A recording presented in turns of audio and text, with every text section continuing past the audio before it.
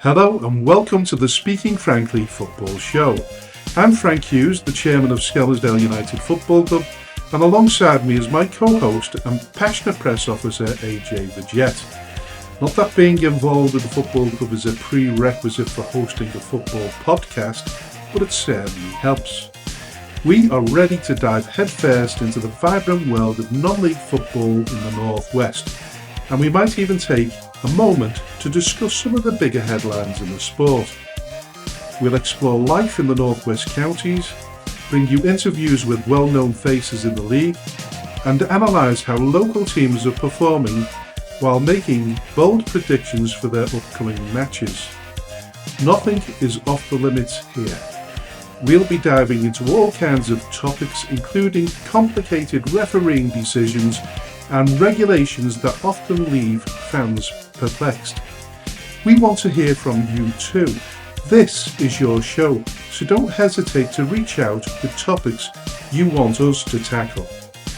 Let's get this conversation started and enjoy every single moment. We are speaking frankly.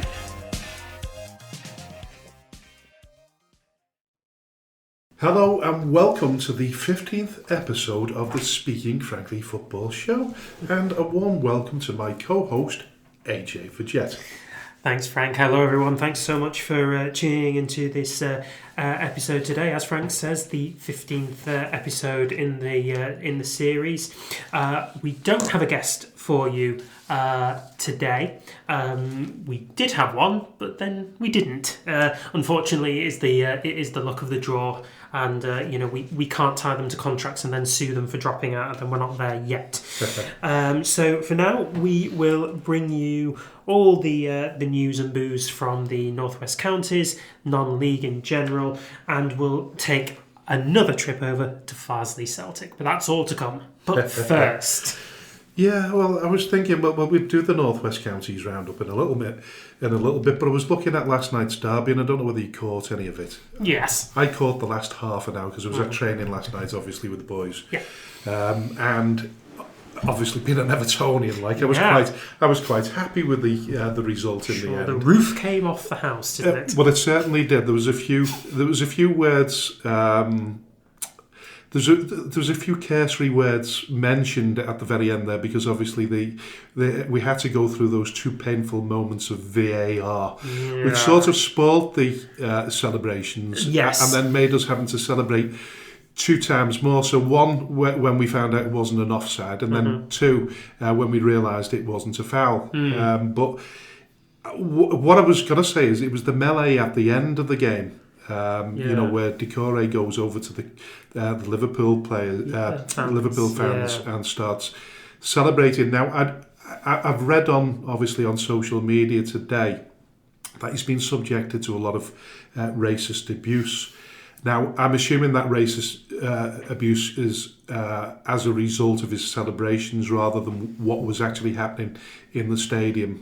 I'm assuming no racist comments were made from the crowd, but it poses the question about celebrations. Yeah, it does. And then, of course, Curtis Jones goes up and starts having a pop at, and then there's a proper melee then where. I said on Twitter before. I mean, if you're going to swap shirts, find a better way of doing it than try to rip it off his back. Yep. But anyway, what's etiquette? What's right and wrong? We're passionate. We love our football. Yeah, you shouldn't really celebrate in front of the away end, but once you've done it, and listen, it's happened time and time again, isn't it? He's not the first, and he won't be the last to go and celebrate in front of the opposition. No. But is it any biggie?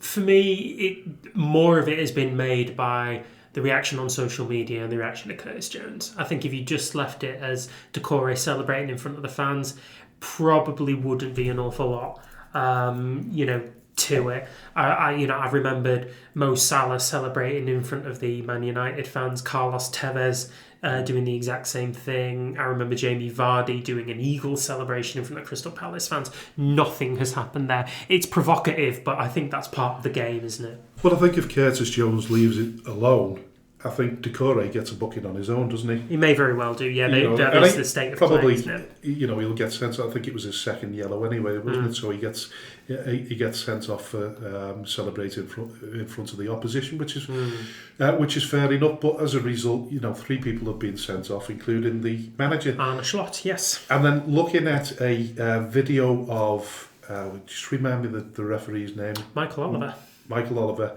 who's been the subject of a lot of criticism recently. Yes. The handshake with Slot didn't go down particularly well, but then there's a video of him shaking hands with another manager who does it quite, even more angrily than what Slot did. But we don't know what words have been exchanged. No. So I don't know whether he's been sent off because of his robust handshake or it's because of what he said. But he'll have had a mind to say exactly what he thinks, given the drama surrounding Everton's equaliser and then the celebrations afterwards. I should think. I think if you look at how he responded to the goal going in, he was furious. What he was furious about, I'm not 100% sure, but I think it will have had an effect on how he responded with Oliver in the aftermath of the game, and he's got himself a 2-match suspension for it. Is it 2 match? Yes. All right. I thought. Because it's a straight red, isn't it, for Slot? The other 2 have got a 1-match ban because they were fifth 2 yellows, weren't they? Yeah. 2 yellows. But yeah, listen. I mean, in terms of my celebrations, next time Skem United win, I'm going to strip absolutely stark bollocky and I'm going to run around the pitch. Now, I'm going to offend an awful lot of people doing that, I know. Will I receive a red? Well, maybe to hide me modesty. Yeah. I mean, we are a family club, Frank, don't forget that. I know, but as celebrations go, I mean, Celebrations. you've just mentioned Mo Salah there and what he did. They all do it, don't they? Yeah, they do. Yeah, they do. And they've done it since time in memoriam. They really have. If we go back to the greats, no doubt Maradona celebrated in front of the England fans when he, just cheekily punched the ball into the net. It's part and parcel of the game, and they have clamped down on it, and they have decided that it is worthy of a booking. I think it's quite silly that's the kind of reprimand that they're going to focus on when there's worse things that are occurring in games. It certainly is. And listen, I don't know whether that incited any violence or mayhem after the game outside with the supporters, but do you think they do it at our level? Do you think they book players for over celebrating in front of fans at our level? I think they would, yeah. I mean, not that we've been witnessing much success ourselves personally. Well, no, but no opposition's celebrated in front of our fans at any point during the game. I think they do. They almost conduct themselves really well down here in the Northwest Counties. It's deciphering though which one is. It could be your own supporter. Yeah, exactly. Because we are integrated. There's no sectioning off like there is in professional games. We all mix together. Yeah. Listen, regardless of whatever happened and the reasons behind it, I think it was a cracking game. Great atmosphere. The last derby at Goodison Park. I wish I could have been there myself. I've had some fantastic nights, particularly nighttime games. Love the nighttime games at Goodison Park. The atmosphere is amazing, and it was on another level last night. So that's going to be missed because it's the final. Listen, I wish you could get tickets for the very final game at Goodison Park, so I could raffle them off then and make a shed load of money for Skem United Football Club. That's a good idea. So if anybody will offer a couple of tickets for the last home game at Goodison Park, so we can raffle them up and make a shed load of money and keep Skem afloat for the next couple of seasons, then listen, you know where we are. Thank you. Right, so we move on to the Northwest Counties roundup and the results and our expert analysis on it. I don't know whether you want to start. I don't know whether you want to start with the... Well, goodness me. So let's start. So start at the beginning. We are going to start at the Premier Division. Of the Premier Division. So we look back to the results on Saturday Yeah. I don't think there was any huge surprises there, of course. Some of them, I think, were a little bit of an eyebrow raiser. So the one that jumps out most prevalently on the Saturday fixtures was Padiham versus Earlham. Padiham came into this game with a really, really strong push for promotion. Earlham not particularly fantastic away at home, and yet Earlham beat them 2-1. All 3 goals coming within a quite frenetic 13-minute period. Earlham went 2-0 up, and then an own goal reduced the deficit to 1, but Padiham couldn't take any further advantage of it. And I know that I had Padiham down to win that game, and it didn't come up trumps in the end. No. Just trying to work out what I have. What did I have? Yeah. Earlham. Can't find it. Can't find it. No, I can't find it, so I can't listen. Bummer. Whatever, but yeah, listen, that was probably a little bit of a shock, but it's sort of, what do you call it now, twitchy bum? Squeaky bum, that's it. I've just created a new terminology there. But yeah, it's that time, it's come to that stage in the season now where mistakes are going to be made. That said, you've looked at Padiham there, they lost, but they managed to, on Tuesday night, they managed to get a 5-0 away win at Longridge Town, so they've restored parity for now. But if you look at the other results, of course, I think the standout one for me was the St Helens derby, Pilkinsons versus FC St Helens. I expected it to be a tight game. It was. They got a fairly decent crowd there, 202. But FC St Helens managed to get an early goal in the first half, and that was enough to separate the two. Yeah, it was. Pilks were all out for this one. Clearly, local derby. The bragging rights clearly mattered. I think it probably went the way that we would have expected it to, but we did anticipate that it would be a tight game. Yeah, and then they were battered. On FC Tuesday Helens, night, they were battered by Barnoldswick. Despite opening the scoring after 2 minutes, Barnoldswick came roaring back, scored goal in the 6th minute, took the lead in the 21st, extended it in the 35th, and then had that in control until 10 minutes before the end, and then got a 4th, so it ended up being 4-1 in front of... Well, we say 96, but we wonder if Mr. Nutter would have been there as the 97th from his homemade stand behind the goal. Yeah, well, you could have sold tickets for hospitality there, couldn't you? Absolutely. To 5 of your friends there, and that would have been a great... a great evening under the floodlights. Certainly would have done. I think the other game that probably raised a few eyebrows came in the Southern Division, where bottom of the league Shawbury United entertained top of the league Stafford Town and took a 1-1 result. And even then, they could have had all 3 points had it not been for Eshan Greer's 95th minute equaliser for Stafford. That would have been an enormous shock, and I think it does come as a major surprise anyway. I think Stafford was sort of odds on to win that game going into it, but no, Shawbury had a brilliant result, and it does put Stafford down into second with a 5-point gap between themselves and Winsford United, who had played out an emphatic 7-0 win over Wolverhampton Sporting Community on that same day. Are we going to stick with the Premier Division for a little bit longer before we move on to the back to the South again? That's fine. I was just getting carried away. Yeah, Bury obviously going on a little bit of a run. They'd be Prestwich Hayes.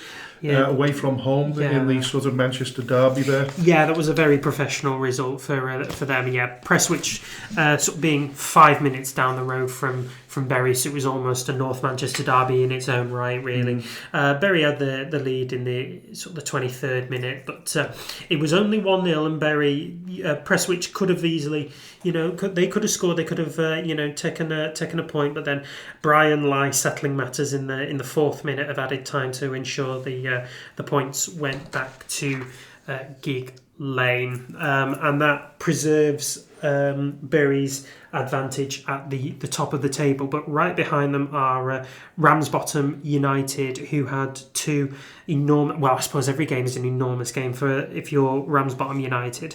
Obviously, they've surrendered top spot, but they're still very much in the fight. So on Saturday, they beat AFC Liverpool 3-0 away from home. Umar Kamara helping himself to 2 goals there, and Richard Baker with the third.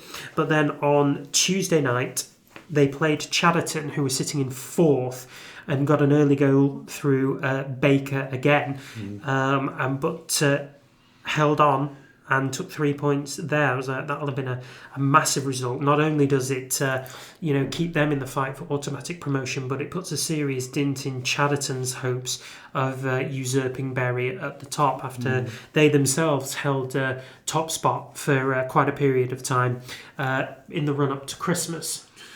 So Chadderton have fell off the pace a little bit, whereas Lower Breck have managed to maintain a sort of head of steam. They are still going, yeah. That said, they only beat Cone by 1 goal to nil. Yes. Former Skem player Jesse Dowling scored in the 94th minute, so that was a late one, but just shows you that the difference between success and failure is really, really marginally thin, isn't it? It really does, yeah, particularly as far as Cone are concerned as well.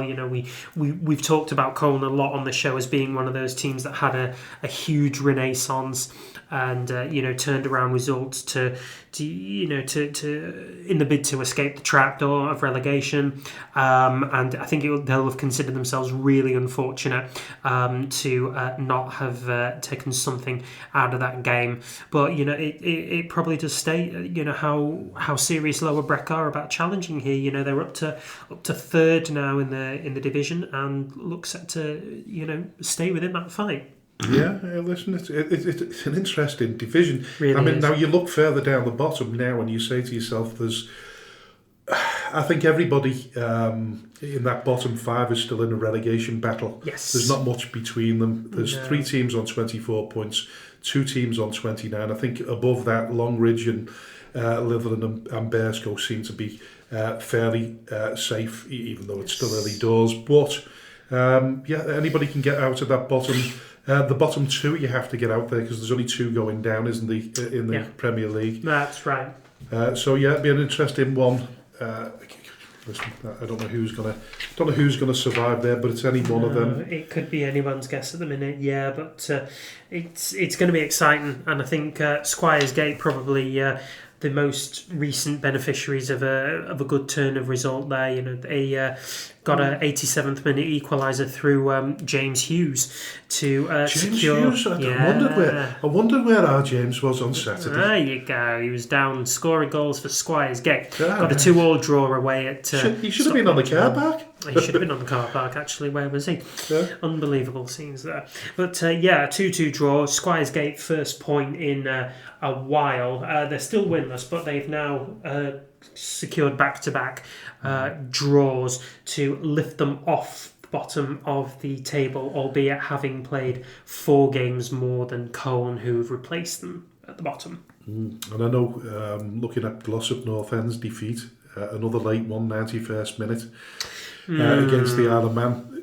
Richard will be really, really disappointed with that. Most certainly will be, yeah. Have you spoken to him this week? No, I've not managed to speak to him this week, but I will do, no doubt, over the next few days. See what he's up to, how he's feeling at the moment. I was certainly hoping to finish in the top 11 teams, but I think now it's getting a little bit more difficult now. So there's a 6-point gap. And the rest. So he's there. He's got he's 16th at the minute, 46 points.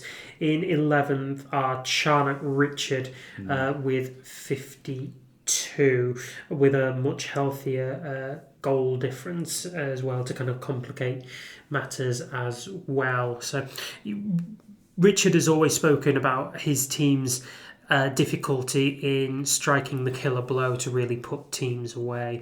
And I feel like this is probably one of those environments where he would have wanted them to push on to get that second goal. It took a 91st minute winner from Stephen Whitley to secure the points for FC Isle of Man in a game that I think Brodie will have been hoping for at least a point, particularly given Isle of Man's difficult run of form of late. Yeah, although it's improving slightly, ever so slightly. It has stabilised, yeah. I'm not sure how much an effect it'll have on their promotion push. I think they may be out of it by now, but nonetheless, that's a bitterly disappointing result for Brodie.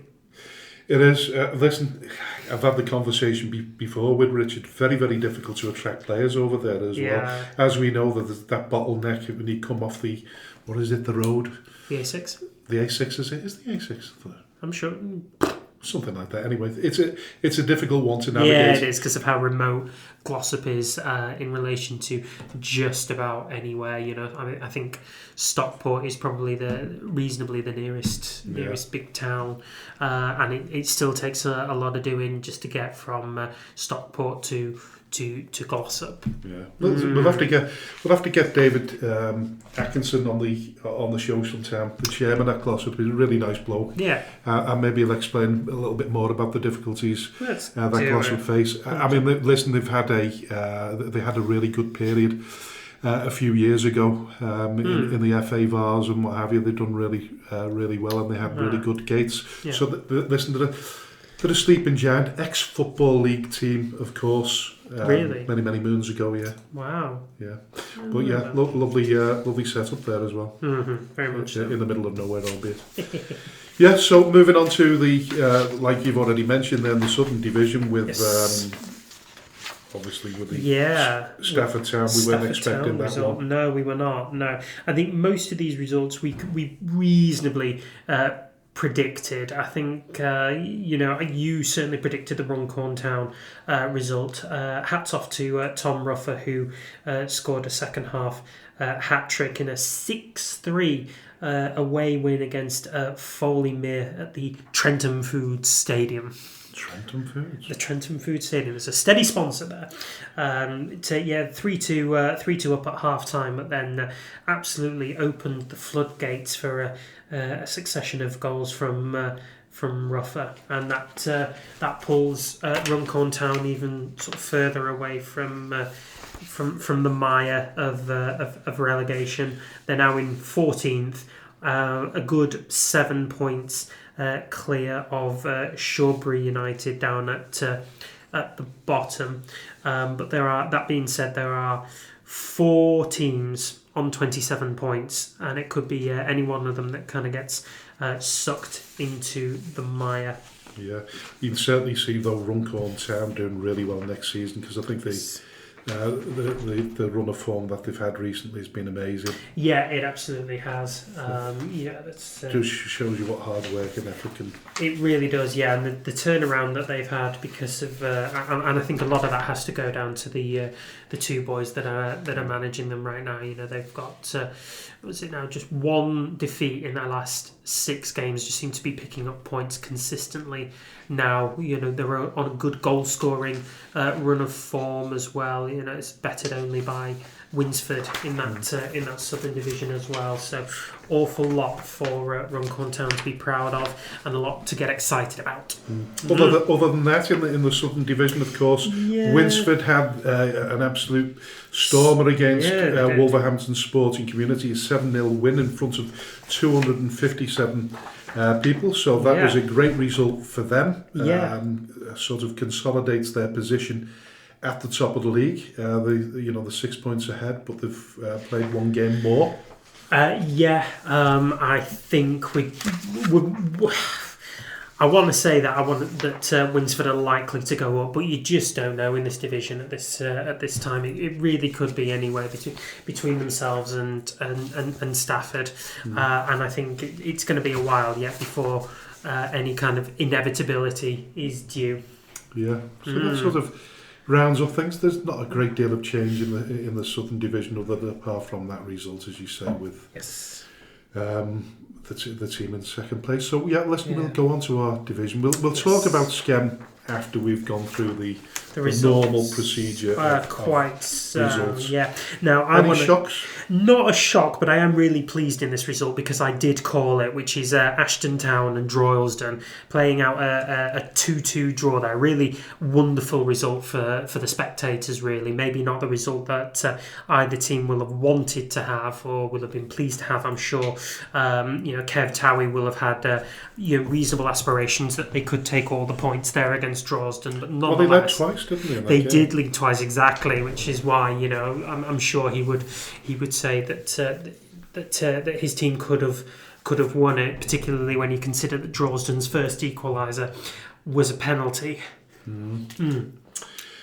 Yeah. Looking at other results there, AFC Blackpool beat Bacup away from home. Luke Heppel scoring goals for fun still. Yes, he is. I think he's the top scorer in their team now. I think he's on something about 23 or something outrageous like that. Bobby Carter isn't really far behind him either. Started out this season at Garstang, but made the switch to the Tangerines, and it seems like that front two partnership of Carter and Heppel is really, really flying there. I think they are the highest goal scoring team within our division right now, and again it just closes their grip on their promotion prospects there. I don't know whether they'll get automatic. I certainly don't believe that they will, realistically, but they are still hanging on in there in just outside the playoff spots. Only a point behind Exton Villa, although having played a game more. But you wouldn't write them off before the end of the season. No, definitely not. Looking at some of the shock results, listen, we'll talk about Holker versus Darwin. We expected that to be a draw. I don't know whether you had it down as a draw. I cannot remember. I can't, but what I do know is that Darwin scored an 81st minute equaliser, and ex-Skem player Bruno Savarino scored the equaliser. No shock there. He's a great player, very, very talented player. Yes, he is. Wish we could have kept hold of him. Well, we can't. I mean, he's rumoured to be on quite big money over there at Darwin. We know that they are sort of the beneficiaries of some reasonably good financial backing there. But I think that sort of that'll have been convincing of him to get over there. I think that it wasn't a shock, but I think it's certainly a tremendous game for the neutrals, really, which is Route 1 Rovers against Daisy Hill. Now, I predicted that this would be a draw, and I was almost correct, really. I mean, all the goals came in the first half, including Route 1 Rovers taking the lead in the first minute of the game. Daisy Hill came roaring back with 3 goals in 12 minutes. And Route 1 did reduce that deficit, but Daisy Hill hanging on there for a 3-2 win that, perhaps given how Route 1 played against us, we might not have seen coming. Yeah, Atherton LR continued their automatic promotion push. It's obviously well documented how many games in hand they've got on the leaders of the table, Nelson, but they secured a 2-1 away win at Thornton Cleveleys. Lewis Adams getting a goal after half an hour, and then an own goal doubling LR's lead just before half time.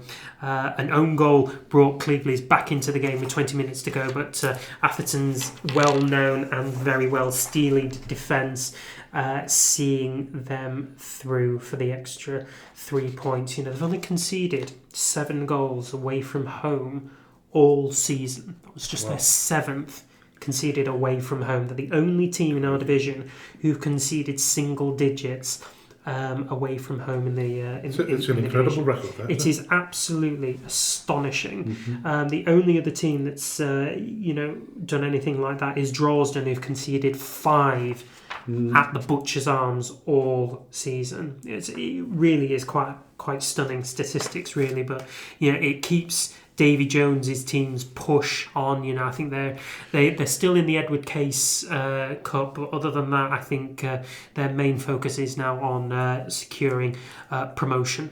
Yeah, well, that's a shadow of a doubt. Looking at Ruben Denton. Yeah, so I was just about to managed to score on his debut for Main Road, but still couldn't win. Jacob Till scored the the winner there. Yeah, he did. Yeah. So Jacob Till and Darren Brannigan on the score sheet for McGull, both very well established goal scorers in their own right for McGull, and both getting on the score sheet there to secure the 3 points for McGull against a Main Road team who are in a bit of a predicament as far as form is concerned. They've all but lost any notion of the playoffs, and I think they're just now trying to consolidate the top half of the table. I mean, Ruben's goal was quite a well taken one. He rounded the goalkeeper, and then sort of expertly finished high into the net under pressure from a couple of McGull defenders, but not quite enough this time. But well done to him. We hope he's enjoying it in the blue of Main Road. And listen, we forgot to add there that Winsford United had a draw on Tuesday night. Did we? Oh, that's interesting. Yeah, just spotted it there. No, skip back to a division there. Gone back south. Yes, they did against Abbey Halton. To be fair, Abbey Halton are on a flying run. I mean, we talk about Padiham or Lower Breck being like the dark horses who were sort of suddenly giving rise and having a great form push. I think Abbey Halton are probably one of those teams that we don't talk about enough on this show as being serious candidates for promotion. But holding Winsford away from home is no mean feat whatsoever, and they've done exceptionally well there to come down, come from behind twice to secure a draw.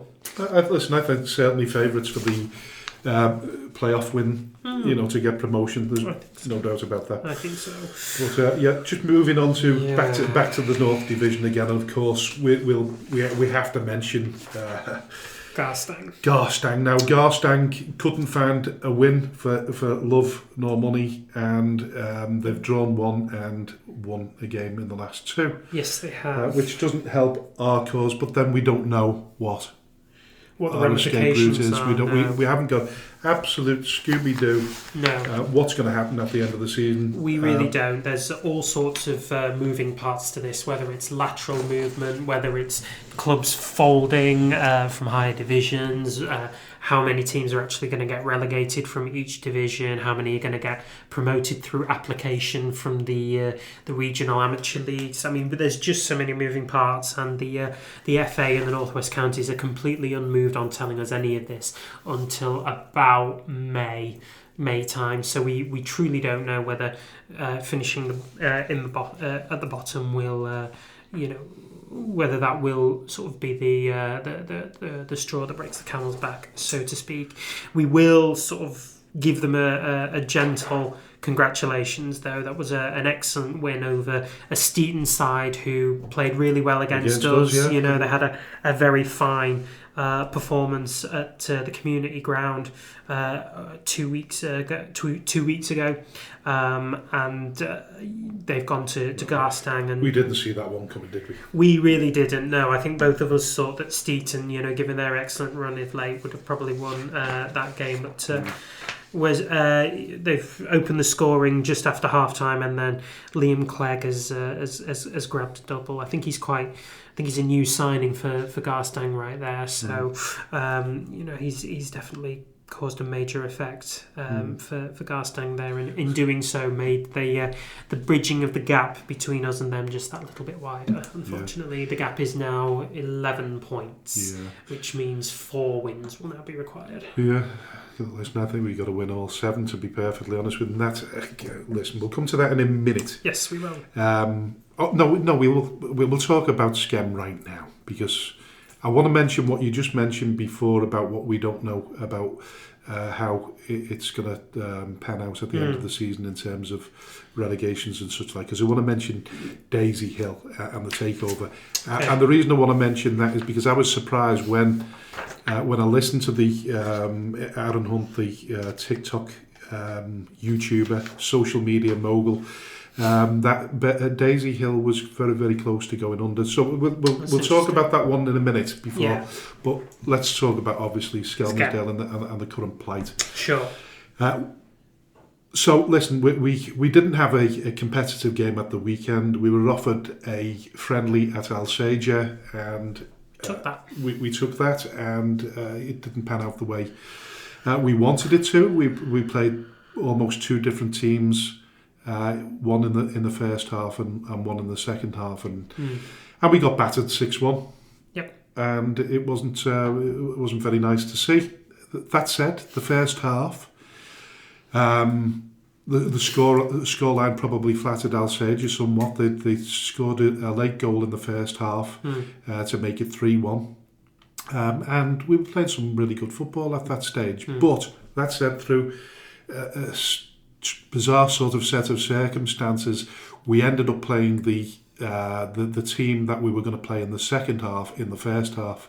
Okay. Purely down to logistics, because we had to pick Joe Langford up from Parbold Station, and he didn't arrive until 12:30. So the kick-off was 2:00. Oh God! And of course, we were already picking the two lads up from Liverpool. So that if it had gone in our favour, the first half we would have played a different team. Yeah. To the second half, and it might have been totally different, but that doesn't matter. Concentration counts for everything, doesn't it? And we're conceding goals left, right, and centre. Yeah, I'm afraid so.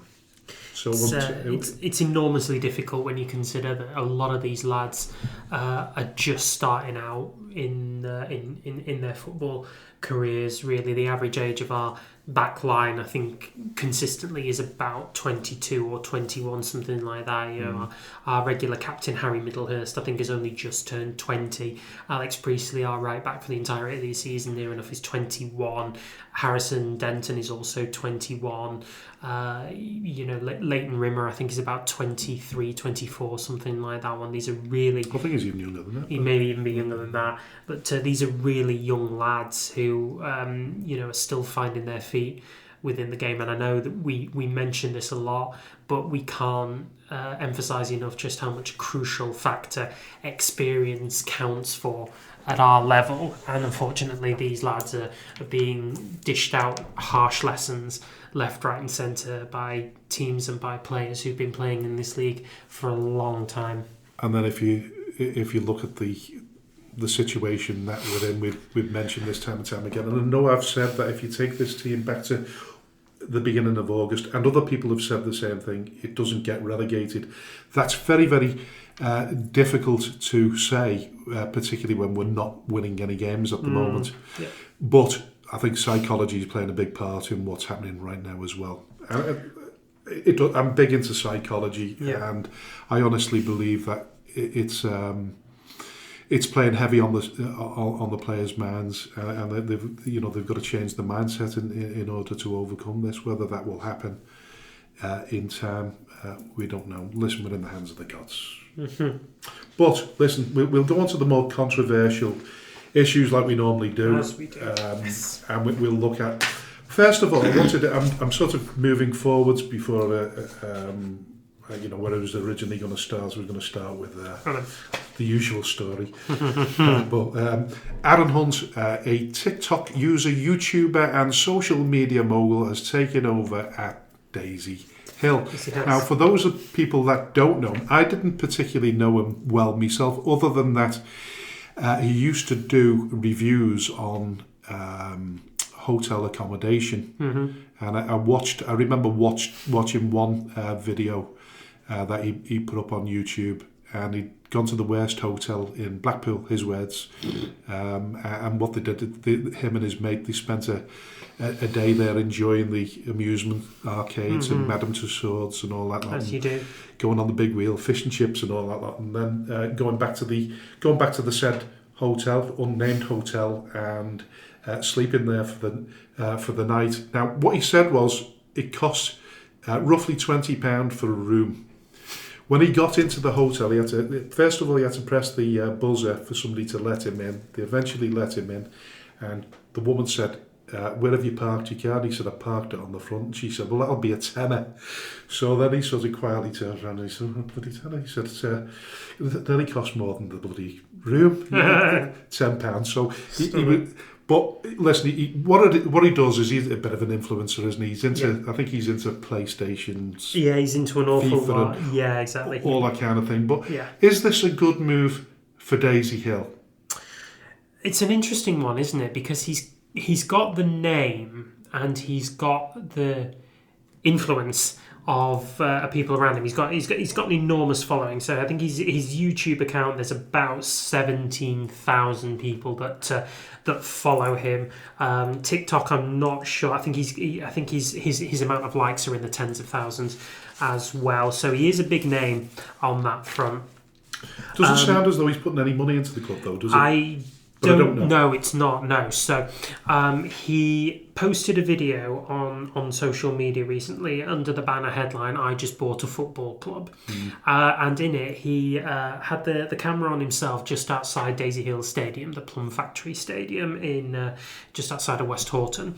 And he says that there's a lot of work to be done on it, and he's identified things like the crumbling steps that lead up to the main stand outside the car park, the internal infrastructure of the club. And a lot of what he's saying is, if you're in this business, let me know if you can help us out. So he may be putting money into the club, I'm not sure, but at the minute it's looking like he's using his influence to bring people in. Which can't be a bad thing on the face of things. No, it can never be a bad thing on the face of things. I mean, if you look at what they're doing down at Real Bedford, I know they're using money, but they're also using influence as well to bring people down. It's how we're trying to sell them a dream. We've got no money to spend, so we're trying to use influence and not finances to get people in. And Aaron Hunt is doing the exact same thing. Do you think that's changing the landscape of certainly non-league football? Because we've mentioned #United. You just mentioned Real Bedford there and the possible merger with Bedford Town. And now we're looking at Aaron Hunt. We know that Angry Ginger's last season. I think he was at Earlham. I don't know whether he has anything to do with them, but it seems to be there's a growing trend now of influencers to get involved with non-league football clubs. It's a great vehicle for both, to be fair, isn't it? Yeah. Because I've watched a few of his Aaron Hunt's videos, and he comes across as a genuine kind of guy that he's a local lad. He was born in Bolton. He's answered a call from Daisy Hill, because apparently they were suggesting that they could quite easily go out of business by the end of the season. Listen, we don't know. No. Until you find these things out. How many clubs are in a similar predicament? Listen, it's well documented what's gone on with Skelmersdale United Football Club. Yeah. I wasn't aware that Daisy Hill was struggling as much as it sounds as though they are. No, I wasn't aware of it either. I mean, if you look at the infrastructure of their ground, it's it's reasonable. They've got a nice sort of car park. The stadium's all right. They've got a nice stand alongside the dugouts. The pub and bar area post match is lovely. I won't say too much about the state of hospitality section. I'm not saying an awful lot. Where Aaron was grilled. Yes, quite clearly. Before he was appointed. But listen, all this social media stuff can only help in terms of generating interest and sponsorship. And listen, just thinking about that, because we're thinking of how we can personally influence people and raise money. Yeah. I think I've already got my own hashtag, or whatever you want to call it, Cranky Frankie. I think we go down that line, we start producing bubble hats and sort of t-shirts and things like that. We can start raising a few bob, and that's not the name that I gave myself, that was given to me by internet trolls, Cranky Frankie. There you go. And who's the other one? Who's the wrestler now that I'm liking to? Vince McMahon. Vince McMahon. Yeah. Something to do with my walk. You know what? I never realised I walked like that. Quite honestly, I likened it more to Conor McGregor than Vince McMahon, but you don't pass well for a short Irish guy with a beard. But I am no offence, Frank. I am 47% Irish, by the way, according to my DNA. So there you go. Oh right, you've done How Is Your right. Listen, we want to get Aaron Hunt on the show anyway. We'd like to. We'd like to see what he says. It'd be interesting to get his perspective on his early start at Daisy Hill and what he expects to see in the future. But listen, we'll go backwards a little bit now. Following up from our interview last week with James Leary, CEO of Marine. Yes, Marine managed a 3-1 midweek win over relegation rivals Rushall Olympic. That was really, really good for them. Yeah. It took them off the bottom of the league and out of the relegation spots. So good news for them. And with 2 more back-to-back home games coming up, they could do even better, couldn't they? They could get themselves even further away from the relegation drop. They could, yeah. So it's interesting, actually. I was looking at the game over Rushall Olympic. All the goals came in the final 10 minutes of the game, stunningly enough, including 2 from the Marines' top scorer, Finlay Sinclair Smith, who's now got 30 goals for Marine across his stretch of playing career with them, which has only amounted to about 70-75 games, something like that. So he is hot property as far as the back of the net is concerned. But it does move Marine 2 points ahead of Rushall and 3 points ahead of bottom side Warrington. Now, you mentioned that they've got 2 games in hand, 2 home games coming up. Those are against 3rd place Brackley and 7th place Kidderminster. So they are going to have an absolute scrap on their hands if they're going to keep out of the relegation spot. It is going to be really difficult for them. But you can't write them off. They could still do it. No, and listen, we received an awful lot of feedback on the story of Marine. But what was said most of all was that for a fraction of a Premier League transfer fee, a football club at non-league level could be totally transformed. Yes. And probably highlights all that is wrong with the higher echelons of football and the absolute vulgarity of it all. Yeah, I think you're absolutely right there. So I remember you saying once that a weekly wage for Marcus Rashford, which is about £300,000, that could sort out Skem United for about a decade. 15 years. 15 years. There you go. So kind of outrageous, really, when you think about it. But it could get us back in the Northern Premier League. It could definitely get us back in the Northern Premier League, and another week's worth of wages like that one could relay the pitch into an all-weather pitch at a ground that we don't have, but we're going to. Which is a good segue into more vulgarity. Yeah. Speaking of green and pitches. Farsley Celtic, we're back to the story. Tried to get David Pearce on, who has had a fair bit to say about Farsley Celtic, and none of it good. And of course, what's gone on with the chairman Paul Barthorpe. Now, he's come out with this statement saying that he's stepped down and he's relinquished power to 4 of his directors. Am I just thinking this is a way of brushing bad publicity under the carpet for a little bit longer, because he still owns the ground? And you just question whether he's still going to have any say in what's going on. So he's the statement that he put out is enormous. It took me 4 screenshots to get it all in. He allocates a lot of the circumstances of things that are happening around the club to why he's stepped down. Okay, so the contracting letdown for the new pitch was one of the factors.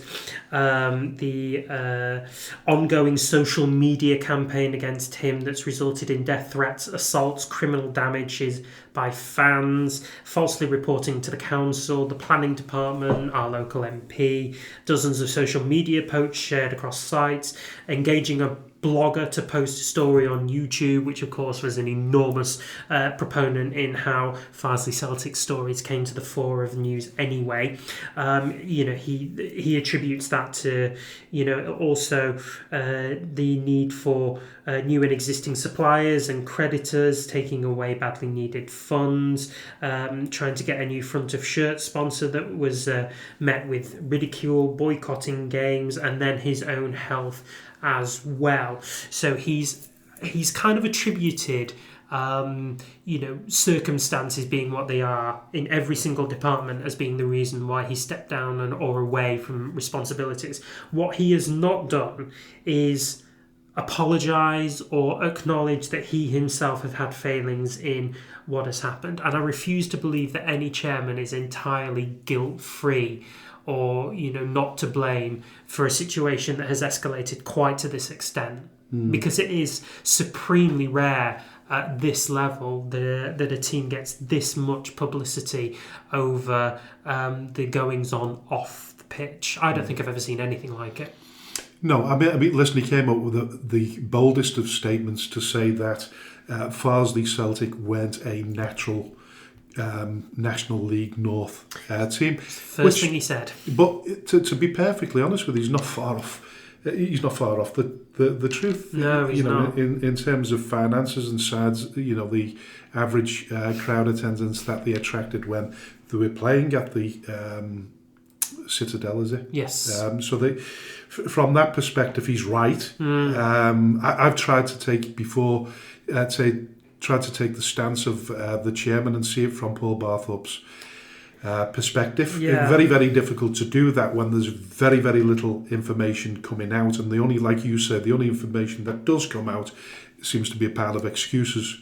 Now, listen, we're quite happy for Paul to come on this show if he feels it necessary and he wants to address the situation. But he certainly doesn't seem to be doing that now. And the fiasco gets even bigger and greater than that because Neil Redfern had been recently appointed 20 days in the job, less than 3 weeks. He didn't turn up for the game against relegation rivals Needham Market at the weekend. They got battered 6-1 with no explanation whatsoever for Redfern's absence. The supporters were left to speculate. And I think it took 4 days before we found out that Neil had not only left, but Pav Singh, who'd only just come back, decided to go with him. And then I think we found out before, or literally almost the same time, that Dave Stockdale, the former Fulham goalkeeper, who'd previously managed another club in sort of crisis, Blythe Spartans. He's come to the football club, but it seems that information that was already a done deal before the announcement that Neil Redfern had stepped down. But listen, I've tried to get in touch with Neil Redfern to see what his opinion is. I know he's thanked the supporters and wished them all the best. But this couldn't get any worse, could it? I don't think so. No. Weirdly enough, Farsley Celtic aren't exactly adrift at the bottom of the table either. They're in the same. They're in the same league as Marine are. They are third bottom, I think, only helped by the sort of the floundering, if you like, of City of Liverpool and Hanley Town below them. But they are in real danger of getting relegated, and possibly even worse than that, they're in danger of folding. They are it was the under-18s manager who ended up turning out and running the first team for the game against Needham Market, and the team mainly comprised of youth team and new signings, if you like, or kids. Effectively, they were playing kids. They only went in to half time 2-1 down. I think there was maybe a bit of a possibility that they could escape with something there, but then they capitulated in the second half. Capitulated in the second half. It's not only that it gets worse for them; it just gets embarrassing. Really, so you sort of feel embarrassed for how frequently we're mentioning Farsley Celtic in great detail on this airwave. What's surprising though is that we've made overtures towards a lot of people at Farsley Celtic to come and speak.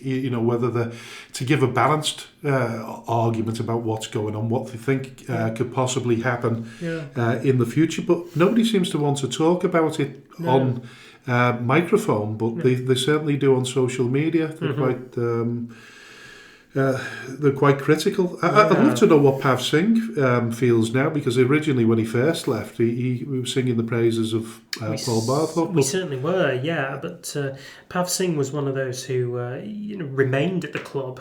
He was very much the loyal and the unmovable object, despite all the difficulties going on around him. Yeah, and then he decided, still very well liked, of course. Still held in extremely high regard by the Farsley Celtic fans, but now has decided for the second time within the space of 4 weeks that he can't be there anymore, and that he really has left this time. You can't help but feel really, really concerned for the supporters. There's no doubt about that. No, especially when you take into account that they're not playing in Farsley over in Yorkshire. They're now playing in Buxton in Derbyshire, and supporters have to make a 1 hour 40 minutes, something outrageous like that one, journey down to just watch home games. Well, the supporters club are meeting tonight, which is obviously we record on Thursday night, so it's actually tonight while we're speaking they're actually meeting.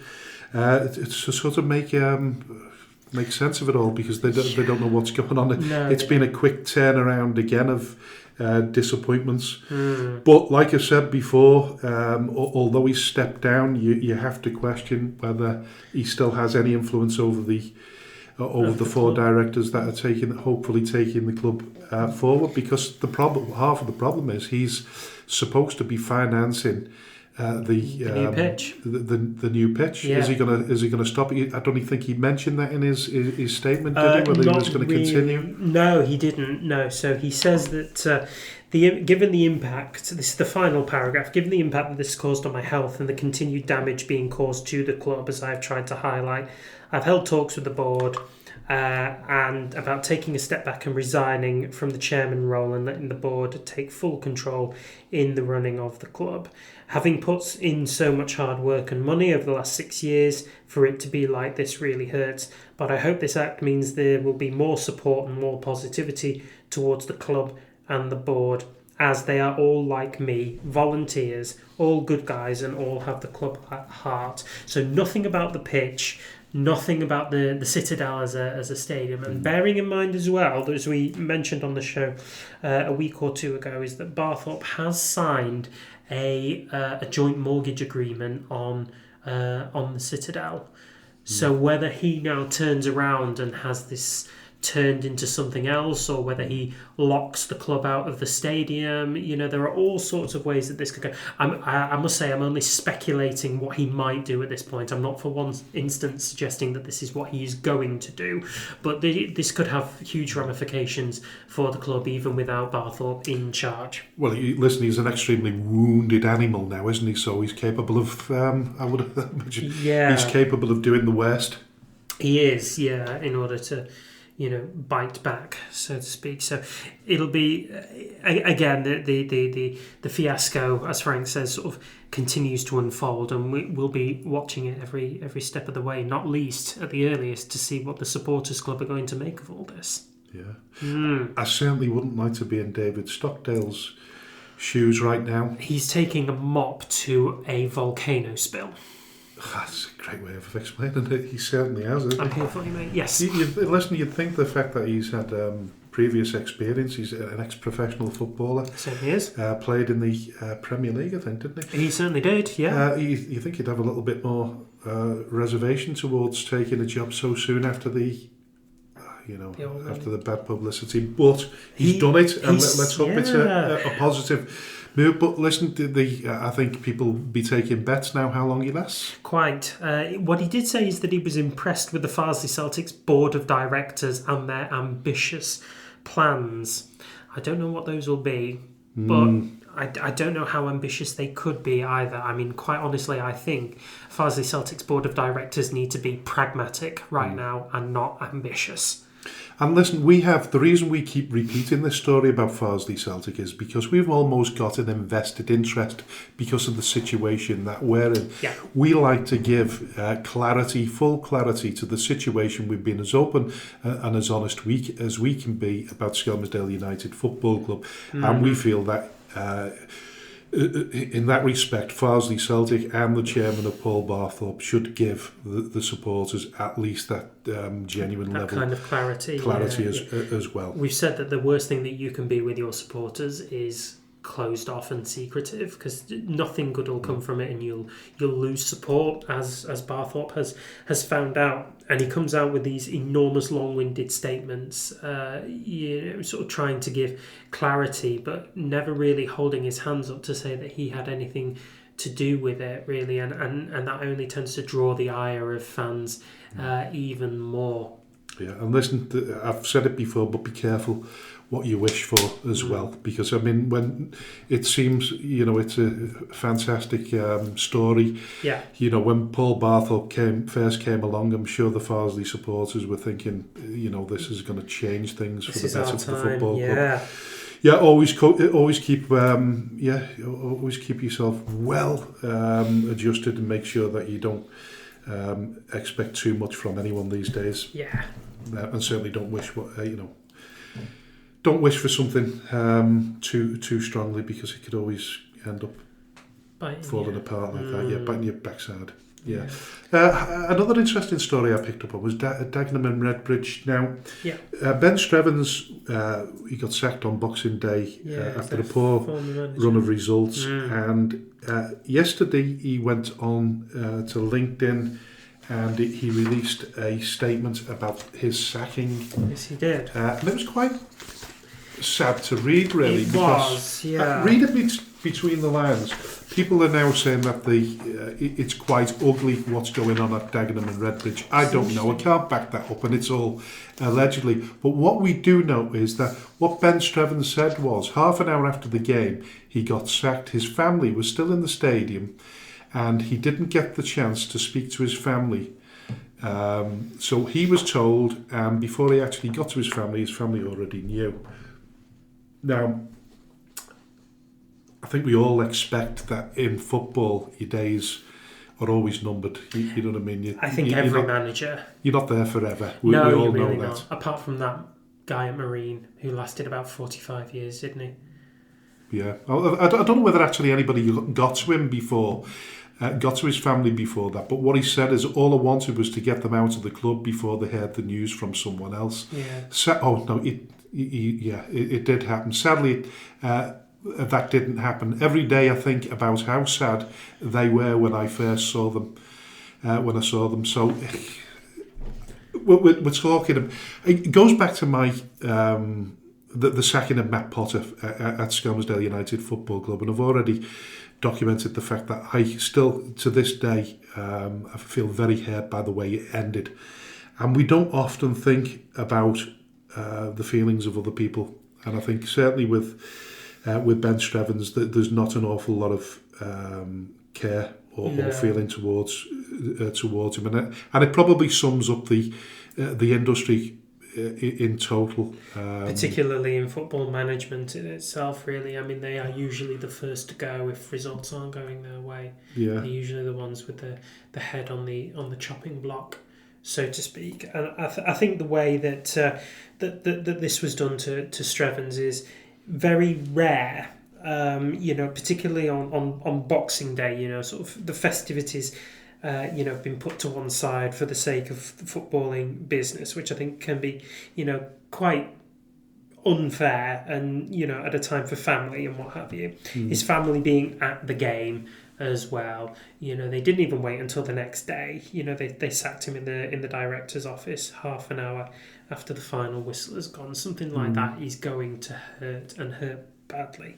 I think he may have known that his time was a little limited because of the run of games that had preceded it. I think he'd secured 3 wins in 18 games or something like that. So his record may well have accounted for his departure. But I don't make any excuses for Dagenham's conduct when it comes to how they've done it. I think it was excruciatingly unfair, and probably something that'll leave him quite raw about for a while to come yet. Yeah, sad news, and it'd be interested to see. I'd like to speak to Ben on the show and see what he has to say about it. But do you think that is a thing? Do you think that clubs don't necessarily, and I'm not talking about your personal experience here, but do you think that managers' feelings or identification as human beings don't necessarily factor into a director's or chairman's decision to sack them? I think they do, but I think the pressure that you're brought under as a director or of a chairman of a football club make you do things that you wouldn't normally do if you were running your own business. In business, like, because if you're sacking someone, if you're a shop owner and you're sacking one of your shop workers, you've got to contemplate the fact that they've got a family, they've got bills, mortgages to pay and things like that. Yeah. I think what happens in non-league football, particularly, I don't know whether Ben was a full-time manager. I would imagine he was, and of course, then you're looking at a lot of managers at that level are in full-time employment. Football is their employment, and finding a job, the gaps between their next jobs, the worry that they have, the worry that they have to shoulder, I don't think is often. I don't think it's considered. No, it probably isn't. It isn't. But when you're under pressure, I think you make decisions because people force you into it. I mean, listen, the number of times people have told me to sack Tommy. We've talked about this before. Yes. The trolls that expect us to sack Tommy, and we pick up on all of these things. We pick up on the cranky Frankie and get rid of the chairman, get rid of the manager, and it's so easy. It's so easy to come out with the words, and it's so easy to type them on social media when you've had a few share bits. But I think very few people, when they're irate, consider the feelings of others, and I think that was highlighted by the derby last night when Decore went over to the Liverpool supporters. I don't think Decore thought what could have happened from that melee there could have ended up in a proper mass brawl with fighting. There was police and stewards sort of trying to break them apart, and somebody could have got hurt, and worse. Of all it can spread out onto the streets. So in terms of thinking about managers, and I don't think enough thought is made, but I think it's that kind of business. I think it is these days anyway, particularly these days when you consider that the life span of managers at one club is significantly shorter than what it was even 10, 20 years ago. 20 years ago when I started following football, it wasn't anything like as short as today was. Managers usually given a couple of seasons to turn things around, really, or at least 3/4 of a season. But now it's Alex Ferguson was given 5, wasn't he, before he turned things around? 4 or 5 years. Yes, it took 4 years for him to win the FA Cup in 1990, and I think when you, as a United fan, Moyes was sacked after 10 months. Van Gaal was sacked after winning the FA Cup. Mourinho was given 2 years. Ollie was given 3. They get huge payoffs, don't they? So in terms of enormous payoffs. And I know they'll probably turn around and say that at that stage in their lives, money really, really doesn't matter. No. And it probably doesn't. The feeling of you've failed. You failed at a football club, and you've got to pick up the pieces. Your stock's lower now as well. Yeah, your stock's lower. You want to get back involved in football management. Your next job won't pay as much. You might have to move down a level in order to come back up. Yeah, I think it's a unforgiving business at times. Really is, yeah. But it may not be the last of the stories that we hear out of Dagenham and Redbridge. So, Junior Marias is a forward for Woking and a former Dagenham and Redbridge player. And he recently scored both goals in Woking's 2-1 win against Dagenham. And he then messaged out afterwards saying, look, it may not look it, but I've got so much love and respect for the Dagenham fans. His celebration was nothing at them, and I want them to know that And I've got loads of respect and loads of love for Dagenham fans, and that's why I came back at the start of the season. But life goes on, and that celebration, as I said, it wasn't at them. But there are some things where that celebration was warranted, but I just leave it to the Father in heaven, and he delivers. So the religious excerpts aside, what he's clearly saying is that his celebration was influenced by his own experiences at Dagenham and Redbridge. By the sounds of it, it's quite toxic behind the scenes. That's the impression that we're given, certainly from social media. But listen, we can only speculate on that. Yeah, we know supporters lie. we know supporters can be a really quite toxic fan base. They can lie and what have you. Now, we're not saying for any stretch of the imagination this is exactly what Dagenham and Redbridge fans are doing, but we've got to feel that there's a bit more to it than an isolated celebration and an isolated statement. There's got to be more to it. So we'll look into that one in a little bit more detail. Yeah, definitely, because we're going further south now. We're in Essex now. Yeah, we're getting experimental, aren't we? But listen, moving back up north again, we'll move to Clitheroe. A mixed sort of bunch of results for Sean McConville. Yeah. He took over, I think it was it just before Christmas? Just before Christmas. Just before Christmas. He's got 3 wins, 3 losses and 3 draws to his name. Yeah. However, they were winning 3-0 against Vauxhall, and they ended up drawing 3-3. Kevin Ellison, he's 40 plus years of age now. Something outrageous. He's really old, but he's popped up to score the equalising goal in the 97th minute. Like I say, Clitheroe were cruising with 3 minutes to go. They were still 3-1 up, and it all went belly up. And then chaotic scenes at the end. Sean wasn't happy with his team's performance, and I think he was sent off as well. I don't know what that was all about, but he's obviously very, very passionate about the football club, and he wants to achieve. Maybe he should take heart from the fact that they've improved since he took over. Oh, 100%, yeah. So McConville's managed to sort of stabilise Clitheroe a little bit. So they're 15th now in the table, and they don't look like they're going to go down. I don't even think it'll be particularly close. I think they'll stabilise where they are for now until the end of the season. It is worth mentioning as well that Vauxhall Motors are second in the league, and it was at Vauxhall Motors grounds. So to take any kind of result away from that would have been a big result for. I think it was the manner of the draw, wasn't it, in the end? The manner of the draw will have wound him up, and absolutely correct. He's the consummate professional, and he expects better from his players in that kind of environment. It's the first time he's lost his rag, though.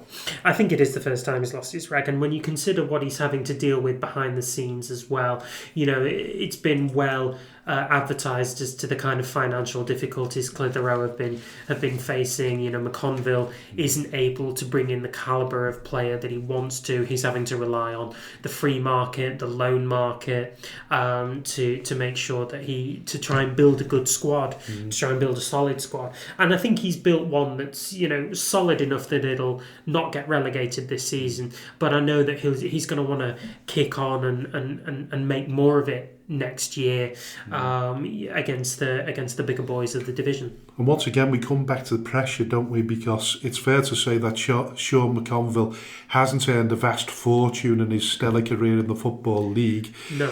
He's come to Clitheroe, and it's his livelihood. He's working for a living there. As far as I know, he doesn't have any other job. He's totally committed to that. The pressure is enormous, even at that level. We talked about pressure with Ben before. Yeah, we did. Dagenham. It'd be the same for Sean, I should imagine. I think Clitheroe fans are a little bit more understanding because Sean's been open. He's told them, this is what we're facing in terms of the finances. We can't afford to bring the calibre of player that's going to get Clitheroe all the way up to the reaches of, your Witnesses, your Vauxhall Motors. It just isn't palpable at this stage. But I want to get us into a position where eventually we might. And like you say, his record it's reasonably good. 3 wins, 3 draws. 3 losses. You know, he lost to Bootle. You know, not a bad team by any stretch of the imagination. No. Again, he's drawn with Vauxhall Motors, and he's taken wins against I think Atherton Colley and Wythenshawe. So he's making good ground. He really is, and you can't knock his commitment, but you also can't knock his ability to stabilise this club at a time when it probably really, really needs it. You know, he's also found some decent players from the lower reaches as well. So one guy that I've mentioned a couple of times on this show previously, not least because he scored his 100th goal for Darwin FC against us. A guy called Leon Creech is now playing for Clitheroe, and he scored 2 in this fixture against Vauxhall Motors. Again, a really, really good find from McConville. So these are good times for Clitheroe to just try and stabilise and ride out the rest of the season with as decent a set of results as what they can possibly get before McConville can build properly in the summer. But a very difficult place to cut your teeth. Your first job in football management. I remember I spoke to Richard Brodie before the beginning of this season, and he was telling me about why he'd left Skem at the end of his term. And what basically he said, listen, I was chasing the finance director and the vice chairman as early as February before the season ended to ask what my budget would be for the following season. He said, I just started in management. He said, I couldn't afford to take the gamble of staying at Skem knowing that there wouldn't be any budget there, because I'm trying to build myself a reputation as a manager. So you can understand it from that perspective. Yeah, you can. I wonder whether funds... Do funds make all the difference in this game, do you think? Well, they certainly do in our position right now. I think, you know... Even with a meagre budget, even with... You know, obviously we haven't got a playing budget. You know, we have enough for players' expenses, but we can't afford to pay players on a game or week basis. And imagine you've got you know, maybe like £100 a week or something like that. Will that be enough to secure like a bit of a climb through the leagues?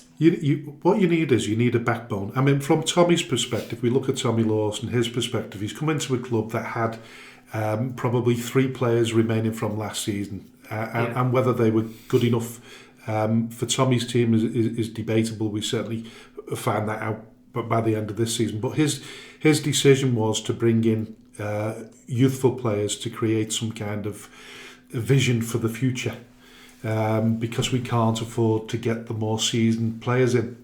No. And a lot of players won't come to football clubs when they're in dire straits. So at the bottom of the table, and you know we've been bottom of the table early doors, and it didn't look good from a very early point. So in terms of you know, generating interest and getting players, seasoned players to come and play at Skem, it wasn't possible for us. So money will attract more seasoned players, players that have been around the block a little bit. But you need that backbone. If you've got that backbone, 6 or 7 players that you can afford to pay a decent wage to, then you can afford to mix that with you know, a bit of youth as well, and grow that way.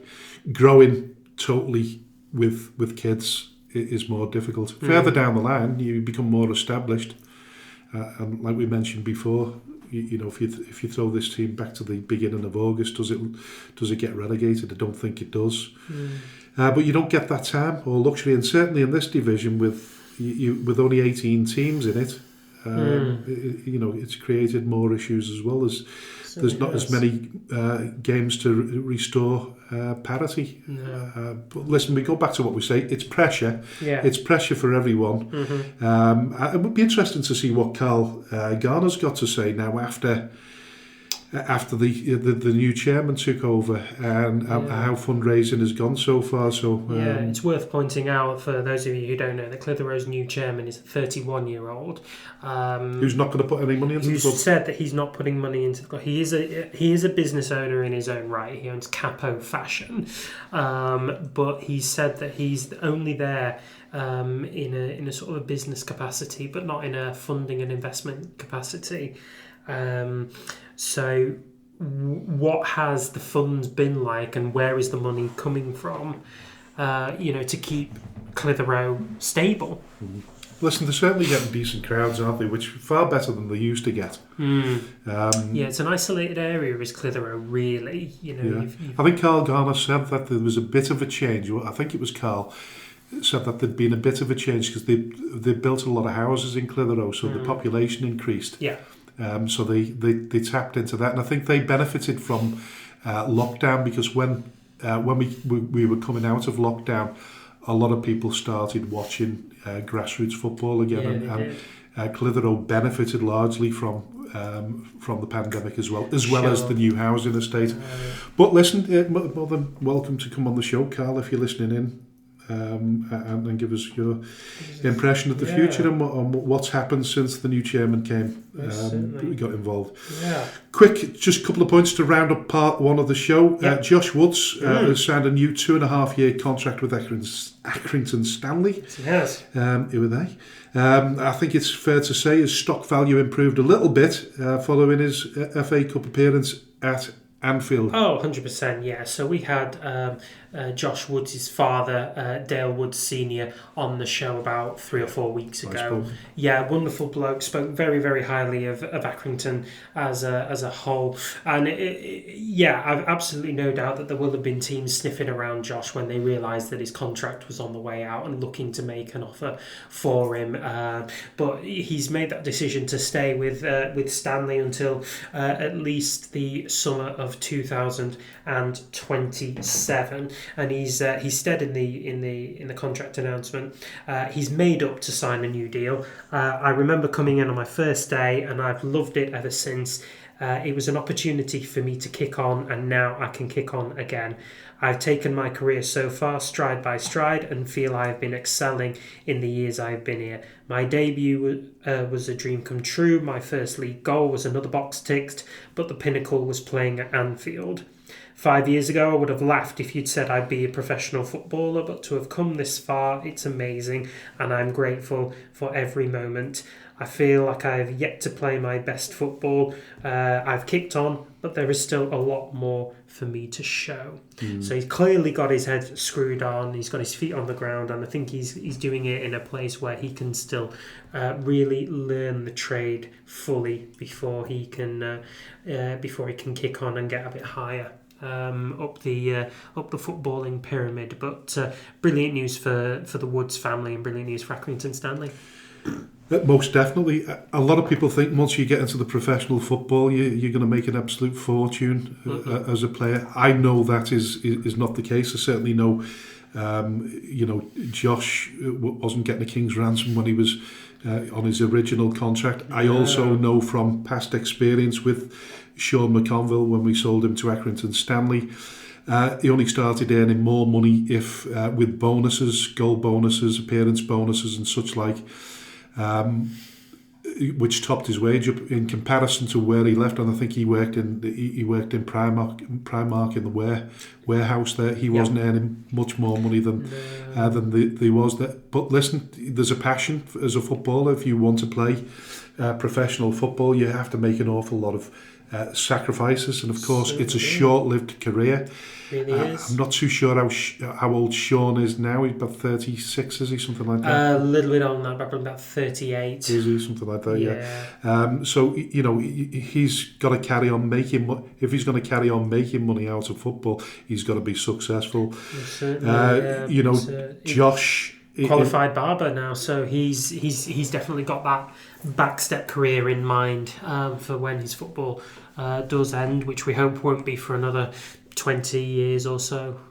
I find it really, really... the pressure, the psychological pressure that you have when you're coming out of those lower echelons of football and you're still trying to make it a living out of it. But that period where you're going from playing for a football league club to dropping out and then looking for work, the pressure, because you've spent maybe 10, 15 years playing professional football. What's Civvy like for? It'd be interesting to get some players on that have not gone back to staying in football either through coaching or managing, and they've had to go back to normal sort of Civvy Civi Lifestyle. Civi Lifestyle. Yeah, 100%. Be interesting to get somebody on. So if there's anybody out there that would like to come on the show, and one or two people come to mind that I might approach. Yeah. But yeah, that'd be an interesting story as well. But Most listen, certainly. finally, before the end of part one of the show, I've got an announcement to make. I know, yeah. I've officially approached Elon Musk to gauge his interest in Skelmersdale United Football Club. Now, initially, I was inquiring about my ban on X. I'm banned, I'll come to that in a minute, but I thought I may as well be cheeky enough to ask the wealthiest man in the world to help our club. I do have to say, at this point, I am surprised that he's not replied to me. Goodness me. It's always worth a punt. Well, that's really what I told Tommy that last night, and Tommy said, "Yeah, you've got to try, haven't you?" But I started off just saying, "Listen, can you do us a favour? Can you find out why I'm banned from X, and how you can get me out of it?" And then I thought I'll throw the bit in about Skem United Football Club. But you know what? With all these social media influencers and the Peter McCormick's of the world, I'm throwing it out there to someone. Come on, I know how to run a football club. If you've got money, if you've got deeper pockets than me, coming out. And listen, my man are very shallow, but if you've got really, really deep pockets, come along and help. So yeah, I throw it out to Elon Musk. It might be his way of getting sort of politically involved in this country, because I think in an ideal world, I think he'd like to be the future Prime Minister of the United Kingdom. I don't know whether he could ever achieve that, but he's certainly got himself very involved in our politics, hasn't he? He certainly has, yeah. Not a big fan of Keir Starmer, is he? No, of course he's not. God forbid. But listen, we'll finish off this segment of the show, and we'll come to part two. There's only 2 parts this week because we've got no guest, as we say. But listen, just to let you know, in next week's episode, all going well, we'll have Dan Dawson, the manager of Market Drayton Football Club, who are in Division 1 south of the Northwest Counties. It will be a really interesting interview, that. Yes. So listen, we're going to go to a commercial break now, and we will see you in the second part for our expert analysis on the fixtures to come this weekend, and of course we will give our predictions on the results as well. So I'll speak to you after the break.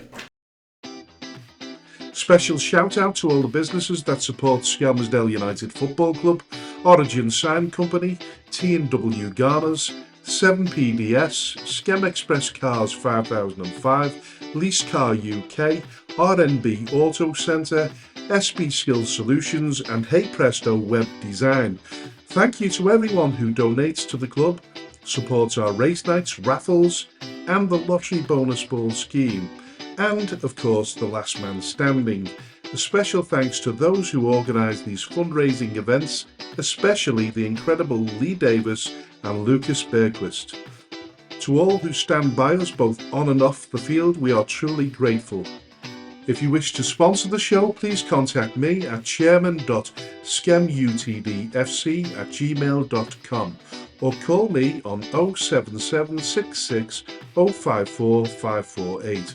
All proceeds will go to Skelmersdale United Football Club. Thank you for your unwavering support. Hi, well, welcome back to the second part of the show and our expert analysis and predictions on the fixtures for the weekend. Where would you like to start? So I think we're going to start with the Macron Cup. So we've got quarterfinals being played across tonight and tomorrow. So there's gauged interest across all 3 of the Northwest Counties divisions. There's teams still fighting out. So we will start there, and the Friday Night Lights kickoff is Barnton versus Lower Breck. Well, I think when you get to this stage of the competition, you don't want to throw it away. So I think Lower Breck will be fielding a strong team against Barnton. So do I. And I think that'll be an away win for me there. Yeah, we'll go for an away win. Yes. That's an easy one, that. Yep. And then we'll move on to the Saturday fixtures.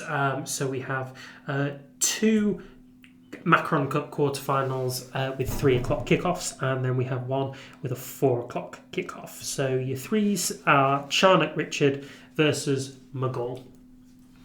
Now then. Yeah, listen, it's a tough one, that, because it just depends which Charnock Richard turns up. But McGull have got a top goal scorer there, haven't they? They do, Jacob Till. Jacob Till. I think it's... listen, it's a quarter-final. I think everybody will be up for it. Certainly will. And I think it might just go in McGull's favour, that. So do you reckon? I'm going to go for McGull. But if you're looking at the form table, when McGull... So McGull are about 11th, I think, give or take, and I think that the 10th in the form table. If you take the form table into account, and then you look at Charnock Richard. Well, Charnock Richard are division above, of course. Division above, yeah. Yeah. But I mean, you can't knock. You can't rule out Charnock Richard from having a... No, you can't. Yeah, exactly. I mean, we talk about Jacob Till being the absolute flying for McGull, which he absolutely is, but you can't ignore Nathan Nikias, which is Charnock Richard's top goal scorer at 28 goals in 38 appearances. It's ludicrous numbers, quite honestly. I've got a feeling this might go to penalties. Yeah, okay. Yeah. All right. So I'm still going to go for McGull, but I think they'll win it on penalties. I'm going to go with Charnock Richard on this one. Yeah. Mm-hmm. Ramsbottom versus Stafford Town. Now that's an absolute big game. That's a corker. Is it the priority for Ramsbottom? Is it priority for Stafford? Yeah, you could say that for both, couldn't you? Really could. I mean, if this is an absolute fielding second teams from both of this could be the dullest game of the weekend. So with that being said, I'm inclined to believe that this is going to go Ramsbottom's way. I think Stevie Wilkes will probably field a slightly less strong team. Staying within the rules of must play strongest team and what have you. But that said, of course, you wins breed wins, so you don't want to really lose it. I know at this stage of the competition, you certainly don't want to lose it, but in terms of the form table, you want to carry on winning. Yes, you do. You absolutely do. On the other hand, though, if you're Stafford, this is a great audition piece into how you're going to go if you do get promoted from the North West Counties South. Yeah. And given that they are right in that promotional mix, they probably want to make a good impression and just see how they are against the North West Counties top tiers. I am going to say a home win, but I think it will be very tight. Yeah, I think it might. I'll alongside you there for Ramsbottom, yeah. Cool. Definitely. And then the last game is Chadderton versus AFC Blackpool. Now, this is the only result of the... this is the only fixture in the Macron Cup quarterfinals where I have gone against the North West Counties Premier Division team. I believe AFC Blackpool are going to win this one. If it's anything to do with goal power. Oh, you've got to say Blackpool all day long, not least because Chadderton lost their main goal scoring exploits. And they've only scored 7 goals in the last 6 games. So I'm going to go for a shock result of AFC Blackpool. There you go. So we will now move on to the domestic fixtures within the North West Counties. All of them are 3 o'clocks, with the exception of the FCL Isle of Man fixture, which takes place at the usual time of 6 o'clock, just before Coronation Street starts. Helpful for the locals. Coronation Street on a Saturday? I'm playing with you, Frank. It's my favourite programme. Goodness me. That's because Brookside isn't on anymore. Anyway. Did I tell you I auditioned for Brookside several times? But 7 times? Several times. Oh, several times, yeah. As a kid, my first audition was when I was 14, and I auditioned a couple of times when I was 15. Same. I got callbacks, you know what I mean? Yes. So I ended up auditioning for 3 or 4 times, can't remember now. Stunning. You imagine how that would have turned out. Maybe Skem would have had deeper pockets. I was destined for Skem. Yeah, you were. Yeah. If only there was a sort taking place in Skem.